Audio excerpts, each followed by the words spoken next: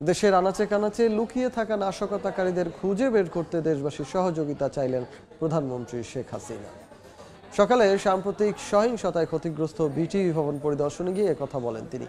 বিভিন্ন স্থাপনায় তাণ্ডব লীলার চিত্র তুলে ধরে সরকার প্রধান বলেন, যাদের কারণে আবারও ফিরেছে জনজীবনের দুর্ভোগ, বিদেশে ক্ষুণ্ণ হচ্ছে দেশের ভাবমূর্তি, নষ্ট হচ্ছে রুটি রুজি, তাদের বিচার জনগণকেই করতে হবে। কোটা আন্দোলনের উপর ভর করে সারা দেশে বিএনপি জামাত শিবিরের কর্মীদের মাধ্যমে নাশকতা চালানো হয়েছে বলেও জানান প্রধানমন্ত্রী।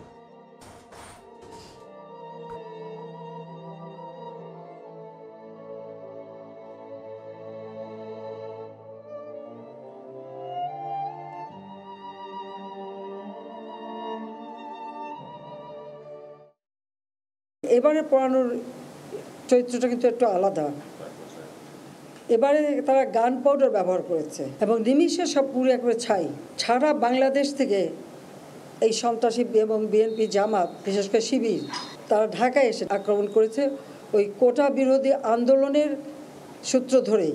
সেখানে পুলিশকে হত্যা করা হয়েছে, সাংবাদিকদের হত্যা করা হয়েছে। আরও দুঃখের বিষয় হলো, লন্ডন থেকে নির্দেশ যায় যেখানে যেখানে বাঙালি আছে সেখানে সেখানে আন্দোলন করতে হবে, এবং এখনও আরও অনেক জায়গায় টেলিফোন করে বলছে ওখানে আন্দোলন করো। যেটা করা মানে কি আমাদের দেশের ভাবমূর্তি শুধু নষ্ট না, যারা কোনো কাজ করে খাচ্ছে তাদের রুজি রোজগারও তো নষ্ট হয়ে যাবে। মেট্রো রেল স্টেশন পুড়িয়ে দিয়েছে, আবার সেই ট্রাফিক জ্যাম, আবার সেই পূর্বের অবস্থায় মানুষকে ফেলে দিল।